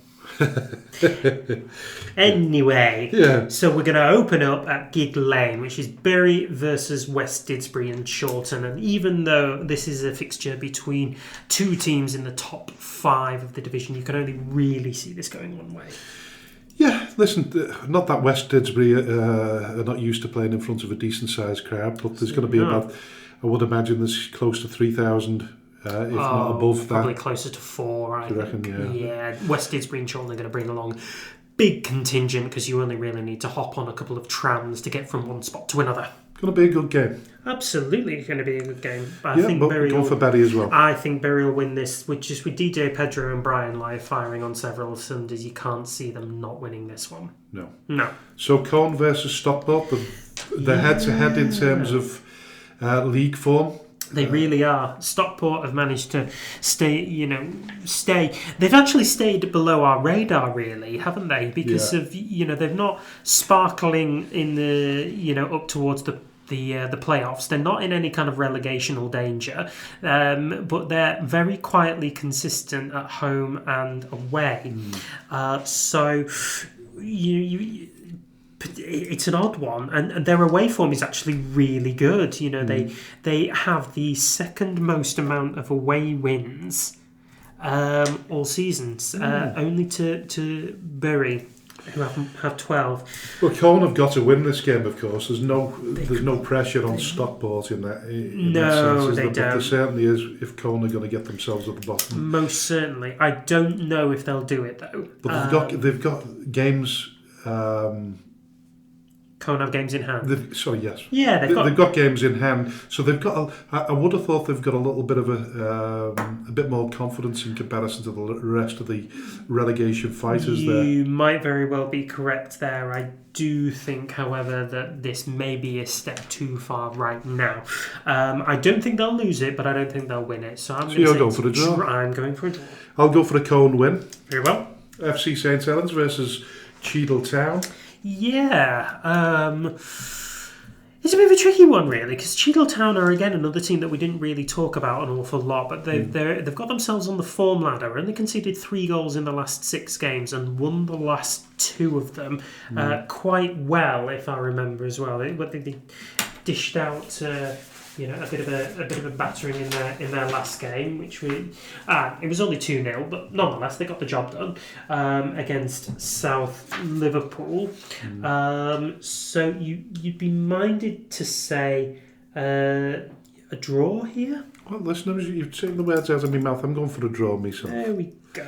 I don't think I'd like to know what's happened with Jefferson Montero, how he's settled in. Yeah, it'll be interesting to find out. He's not been on the score sheet. But not very many of FC St Helens were in the last couple of games. They've only scored 2 in the last 2 games, but conceded 4. So his influence. We'll see where that goes. Anyway, I'm rabbiting on now. So we're going to go to the Silver Street Stadium. I love that name. For Earlham against AFC Liverpool. Earlham 7th in the league. 8 wins at home, 6 losses. Whereas AFC... They haven't lost a game in 6. And they haven't lost a game in 6. No, I was just talking about their home form. It is pretty strong. Whereas AFC Liverpool away from home, 7 wins, 3 draws, 9 losses. Far too inconsistent for me. Yeah, we're hoping to have Carl Lancaster on the show in the next few weeks. He's the head coach. Because we've done everything else. We've done managers, assistant managers. We've done chairman. We've done groundhoppers. We've done all of that. But we've not done a coach. So I think we'll go for a coach. Yeah, that's a good idea. I think that Earlham will win this one. Yeah, I'm going along with that. We'll go for Earlham. No. Litherland Remica versus Glossop North End. I think Richard will be stamping his authority there and saying, listen, we've got to win this one, so I'm going to go for a Glossop win, albeit away from home. I think so too. And then Padiham versus Longridge. Yeah, now this is an interesting one, because earlier on in the season, Padiham and Longridge contested the game that was called off due to the allegations of racism made towards a Longridge Town player. And ironically enough, Longridge Town and Padiham played each other on Tuesday night, with Padiham running out 5-0 winners. Yeah. So with that in mind, you'd be minded to say another home win on the cards. And I should imagine that Josh Briggs will be on the score sheet again. Yeah. He's in fine form, is the lad. And I've always said that if Padiham are going to keep this promotion push going, they've got to keep Josh Briggs. Yeah, listen, they've got a few games in hand on the teams above them. Certainly do. Listen, they've got good credentials for the playoffs. So I'm going for Padiham as well. There you go. And the P Derby? Prestwich versus Pilks. Yes. Yes. Difficult one to It call. is a very difficult one, really. It shouldn't be on the face of it because Prestwich, they were the other team that was sort of adrift at the bottom of the Premier Division for a little They're still while. not out of it, are they? They're still not out of it. No, 3 teams on 24 points. Quite so, but they're one of 2 teams that have played 36 or 37 games. So they do have a game in hand on Squires Gate, but have 3 games more than played 3 more games than Colne. So this could work out, depending on how these results go. Prestwich could easily find themselves back down at the bottom. Pilks are 29 points, so they're 5 points clear of Prestwich, Squires Gate and Colne. It doesn't immediately rule them out of any kind of relegation battle. What is to be said, though, is that they have lost their last 5 games, conceding 17 goals to boot. Mm-hmm. Well, I'm going for Prestwich Hayes. Yeah, I was going to say a draw, but I am going to go for Prestwich Hayes now. South Liverpool versus Abbey Hay. I'm going to go for Abbey Hay. Me too. I think there's much we can discuss about that one that isn't going to draw contention. South Liverpool, another team that are sort of down there to getting dragged into the relegation battle. I mean, their short term, their form isn't bad by any stretch of the imagination, but they have lost the last 4 games. So Abbey Hay. Yeah, Squires Gate versus Bearscough. This is a potential banana skin for Bearscough. They didn't play at the weekend. Well, they did. They played on the Friday night, didn't they? And they lost to Chadderton 2-1. That's correct. Away from home. I think Bearscough's going to start winning some games, haven't they, to restore a little bit of pride. They're not. They won 1, lost 1. Yeah, they're not likely to get relegated, really. And they're weirdly enough, their away form is actually better than their home form. But I'm minded. Everybody said the same thing about us. We seem to play better on soil than we do on turf. On 3D synthetic turf. Yeah, we do. Yeah, I mean, we've got 1 draw at home and 1 draw and a win away from home, so I can see where you're coming from there. Yeah. As to this game, though, I think if Callum Laird finds his shooting boots, I don't think Bearscough will have a problem. I genuinely believe that the last 2 draws that Squires Gate have picked up is a bit of a false dawn, and I expect Bearscough to win this one. Yeah, I'm going along with you there. Bearscough, let's hope they win. And like you said, the 6 o'clock kick-off up in the Alaman, the Bowl, versus Barnoldswick Town. Barnoldswick Town have won the last 2 games quite convincingly, I think, as well. Yes, they have. I mean, including that lovely 4-1 win against FC St Helens. So they're coming into this game off the back of a really decent result there. But FC Isle of Man stealing that 2-1 win over Glossop North End. So themselves are not. Not bad results. They're really not. So FC Isle of Man versus Barnoldswick, I am going to say a home win. Yeah, listen, I'm going to go for a draw on this one. Barnoldswick, albeit having a really good sort of run of form, they concede almost as many as they score. So that gives me the impression that this could be a draw. So I'm going to go for a draw. So we go to the Division 1 South before we visit us. We'll head south. Yeah, Alrighty. always a good place to go. Yes. Asheville versus Allscott Heath. It's the A derby. At the Ray Parker Stadium. At the Ray Parker Stadium. Quite. Allscott Heath, we were thinking that they were going to win their last game. I think they were playing Barnton. And we said that they'd probably win this game, and they didn't. They lost by 4 goals to 2. Yeah, bit of a shocker. It was a little bit of a shocker, yeah, and I think they'll probably be feeling that way as well. On the sort of the crux of it, though, they're not having a bad short term in the season. You know, the 2 wins, 2 draws, 2 losses for both teams. Allscott Heath have conceded just as many as what they've scored, whereas Asheville have scored 1 more than they've conceded. And as for the sort of the table in itself, Asheville sitting 8th, Allscott Heath is 16th. Who's your money on? Mine is on Asheville.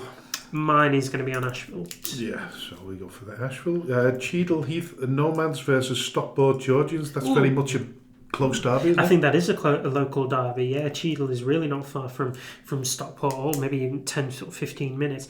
Cheadle Heath Nomads 5th. Stockport Georgians are 12th. In terms of their form, the Georgians win a game, lose a game, draw a game, it would seem. And Cheadle Heath Nomads have without a win in 4. I'm going to say a draw here.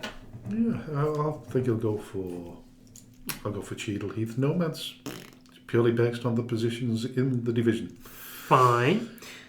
Ecclesall versus New Mills at the Stoke Signage Stadium. Try saying that 5 times fast. Stoke Signage Stadium? Quite. I don't know what it's called that. Yeah. So what do we think? So New Mills are sitting in 9th and they travel to an Ecclesall team sitting in 7th. But Ecclesall's recent form is terrific, really. Just 1 win. Just 1 loss and 5 wins in the last 6 games, scoring 10 goals and only conceding 3. Now that is really good when you consider that New Mills have conceded 10 goals and are without a win in their last 4 games. So that will probably tell you that an away win is where I'm sitting.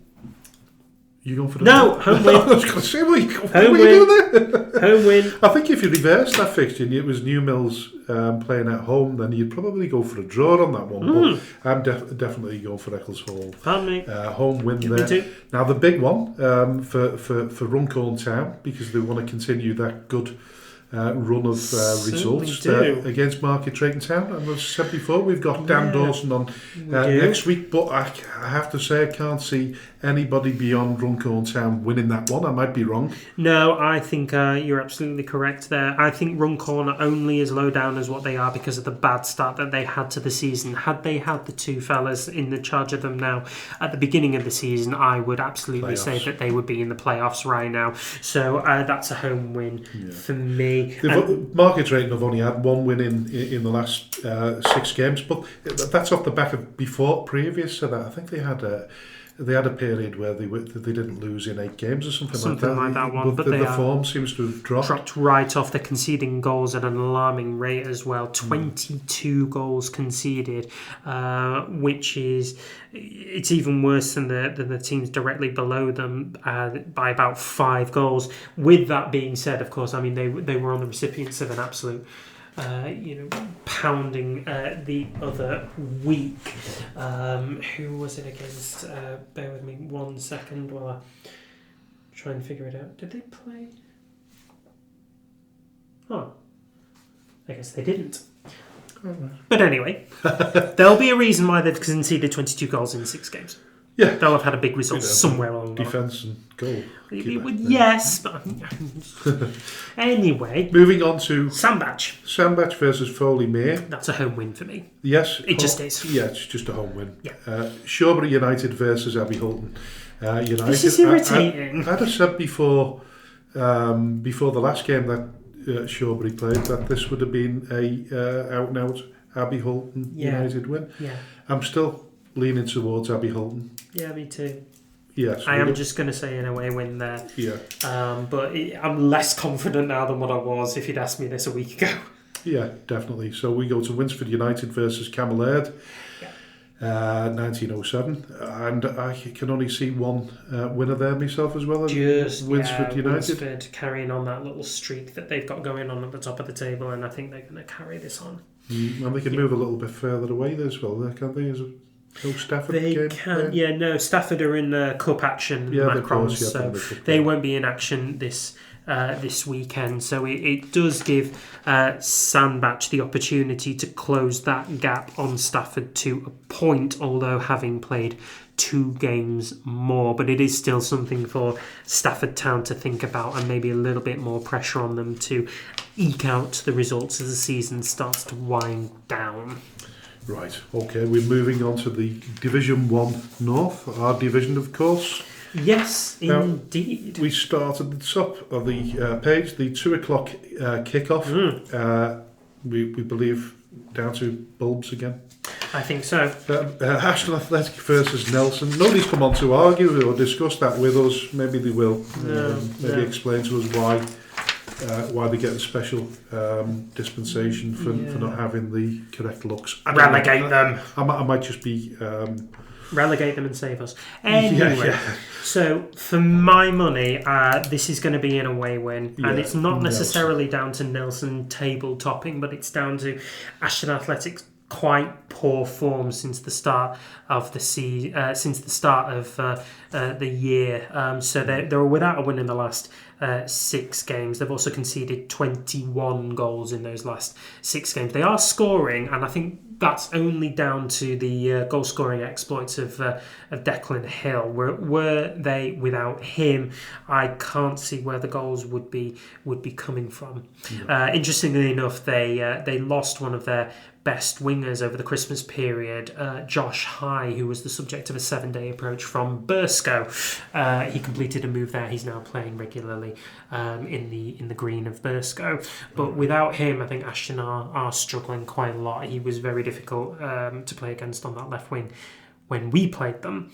So that's an away win for me. Yeah, I'm going for Nelson. Yep. Atherton LR versus Exton Villa. Now, I'd say when they look back on this particular fixture, Atherton LR, they might say this is where they won the league. Possibly. In terms of the magnitude of the game, because I don't think Exton are going to roll over.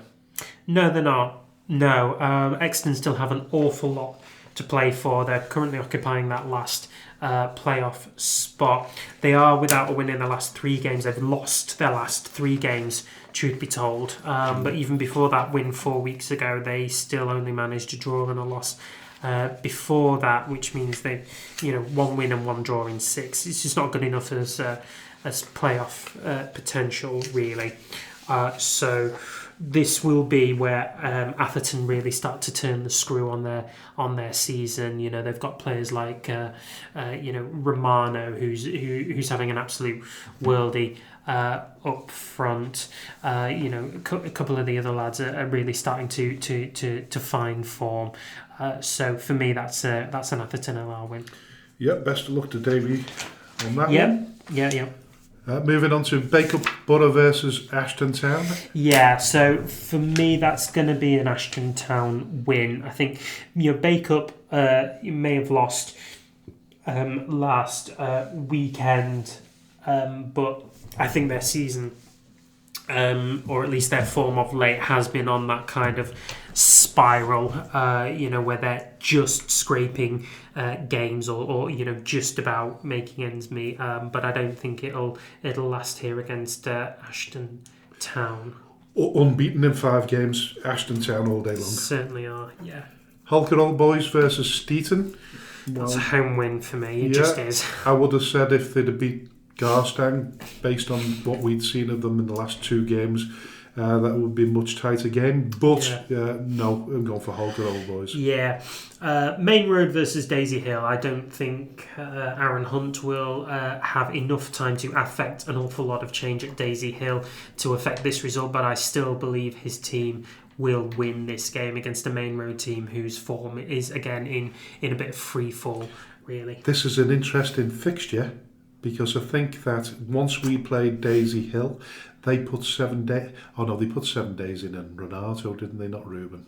I might be getting the wrong person there, but it'll be an interesting one, this, anyway, because Main Road... Did Daisy Hill put 7 days on Renato? Yeah. Oh, I didn't know that. I don't know whether they put 7 days in on Ruben either, but An interesting one, because I think if Main Road do really well here, and particularly Ruben Denton, I think Daisy Hill might put a 7-day approach in on Ruben. Who's only been there for 5 minutes at Main Road anyway. And snatch it. Yeah, well, they might have to wait a couple of weeks before they can do. But yeah, I think my money's on Daisy Hill on this one. By the way, I think Daisy Hill. Me too. I think there's going to be a little surge there because of what's happened with Aaron. So I'm going to go for them, and I'm going to go that they eventually they will sign Ruben Denton as well. Okay. Because what they've said is, I mean, what Aaron's gone on public record saying that next season they will get promoted.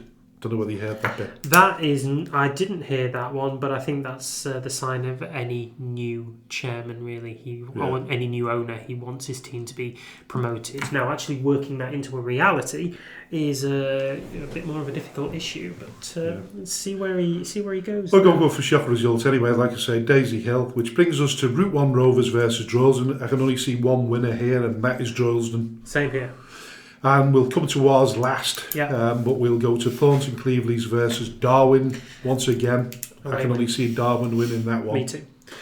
So the important fixture, is it an important fixture? Well, every fixture is an important fixture, but I think I hate saying it, and I hate myself for actually saying this right now, but I think every single game that we play right now is as a means of dignity, and not necessarily to try and overhaul Garstang. I think that result that they had against Eton may have just been a bridge too far for us. And like I say, I hate saying that, but I think that is the reality of what we're facing at the minute.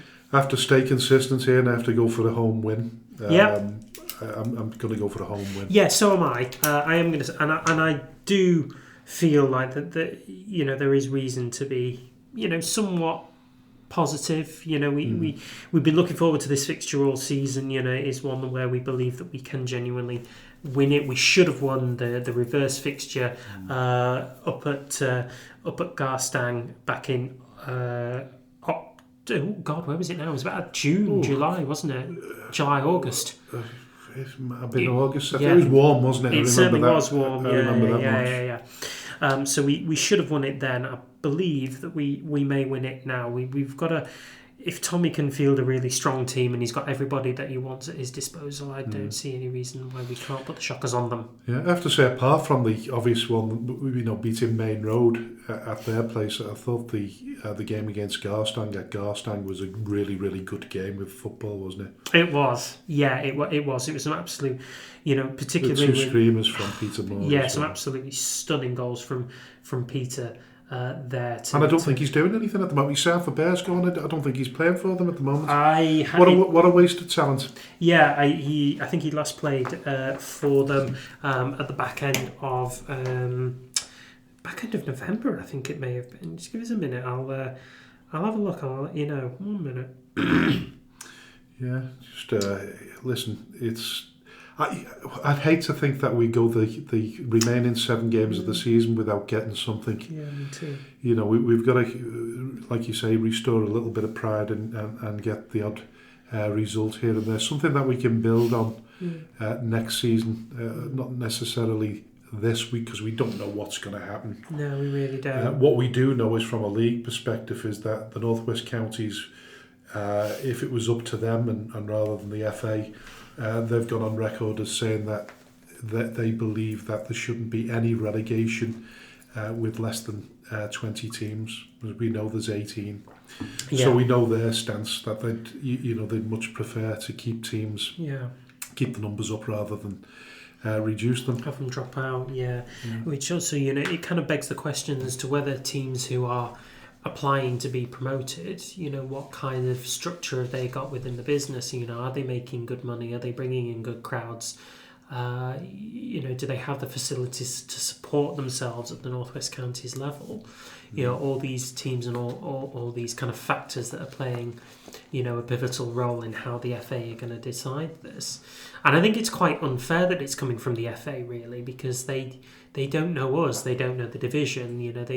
The Northwest Counties do to a degree. They interact with all of us on a monthly basis. So I'd like to think they take notice of the Northwest Counties. Because that gives us a fighting chance, and obviously if they're having these conversations on a regular basis, then you'd hope that there's room for change. Yeah. Because it's not right. It's not right that we have a top-heavy division Premier League of 24 teams and then 2 divisions of 18. It's not the right balance at all. A 34-game season isn't enough to establish yourself, certainly if you have a bad start like we did have. You need every option available to get yourself back on some kind of level playing field. I just don't feel as though it's a level playing field, but as I say, we don't know what's going to happen, do we? We really, really don't. But listen, we've come to the end of our expert analysis, and we've gone to that time of the show where we ask the question, what have you learned in the last week? I have learned that being a manager of a football team, whether it is at our division or in the top divisions, can be a very, very lonely and high-pressure cooker environment. And you've got to have wits of absolute steel in order to manage yourself, manage the fans, manage the team, manage the directors and chairman, and manage all the expectations that come along with it. And I don't think I could do it. No, listen, the pressures of being a chairman are significant enough in itself. But by and large, it's the chairman that make those decisions, and it's the coaches and the managers that suffer. And I certainly couldn't do it. I know how much pressure Tommy feels as though he's under, and I have great respect for managers and coaches alike. So yeah, I'm for the same feeling. But listen, I'd just like to finish off by just saying hello to my Uncle James, who's not very well at the moment. Just say hello to James, and hope you take the time to listen to this show if it's what floats your boat. But love you, James.